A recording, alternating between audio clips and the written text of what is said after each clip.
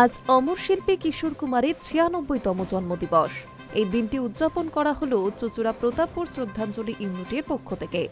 মহান গায়কের প্রতি শ্রদ্ধা জ্ঞাপনে প্রতি বছরের ন্যায় এবারও চুঁচুড়া প্রতাপপুরে শ্রদ্ধাঞ্জলি ইউনিটের উদ্যোগে সারাদিন ব্যাপী এক বিশেষ সঙ্গীত অনুষ্ঠানের আয়োজন করা হয়।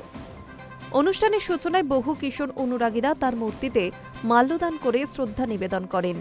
সেখানে উপস্থিত ছিলেন হুগলি চুঁচুড়া পৌরসভার প্রাক্তন পৌরপ্রধান ও কিশোর অনুরাগী গৌরীকান্ত মুখার্জি, স্থানীয় জনপ্রতিনিধি জয়দেব অধিকারী, জনপ্রতিনিধি রত্না অধিকারী সহ অসংখ্য কিশোর অনুরাগী ও কিশোর কণ্ঠীরা।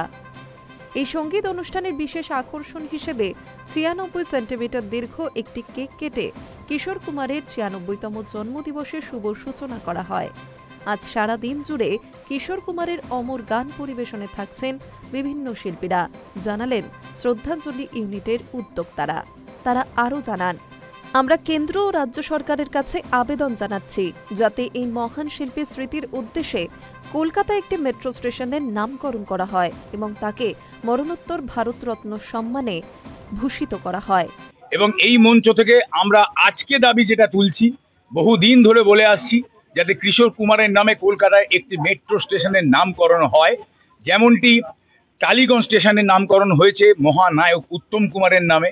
আমরা চাই এটা আমাদের শ্রদ্ধাঞ্জলির ভাবনা। আমরা অমর শিল্পীর গান ও স্মৃতিতে আলোকিত হয়ে উঠল আজকের দিনটি।